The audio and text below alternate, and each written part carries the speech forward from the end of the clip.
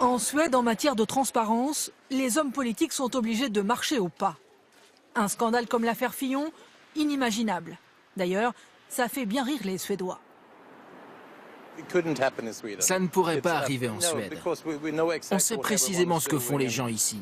Donc, oui, c'est vraiment drôle. Ici, tout est transparent.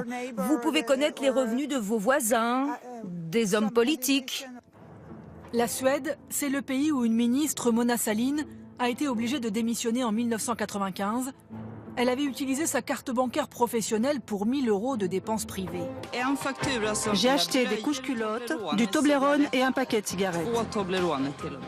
Ici, on ne plaisante pas avec l'argent public. Alors, au Parlement de Stockholm, l'affaire Fillon provoque la stupéfaction de ce député de gauche, Stig Henriksson, 40 ans de carrière politique. Son assistante, il la partage avec 2 autres élus, et ce n'est pas lui qui l'a choisi. Je ne m'occupe pas du recrutement. C'est un responsable de mon parti qui gère en fonction de nos besoins.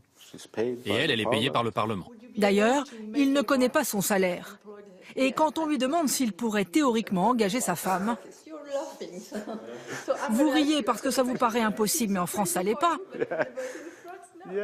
Oui, ça c'est vraiment fou.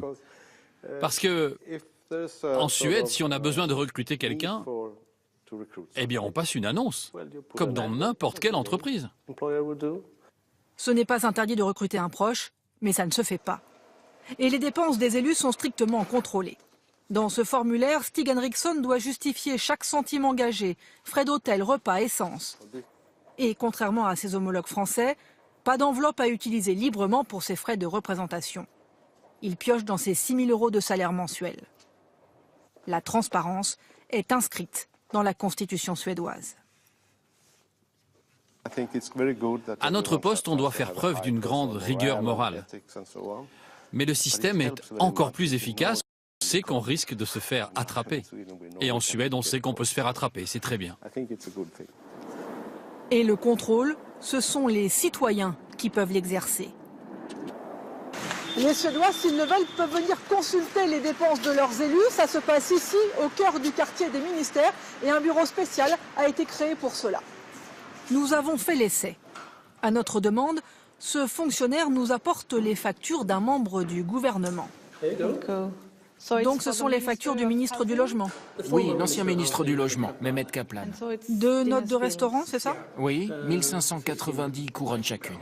Soit 166 € par note, pour un dîner avec 5 invités, dont les noms sont indiqués. Pour surveiller l'argent public, les Suédois se sont organisés. Christian Ekström préside une association de contribuables. Il est devenu le gendarme des dépenses nationales pour une bonne raison. On paye des impôts très élevés en Suède. Donc c'est important de surveiller comment les hommes politiques dépensent notre argent. Et de leur dire, vous avez le pouvoir, mais on vous contrôle. Et si vous gaspillez l'argent des contribuables, on sera sur votre dos. Un système qui fait ses preuves. La Suède se classe chaque année dans le top 5 des pays les moins corrompus au monde.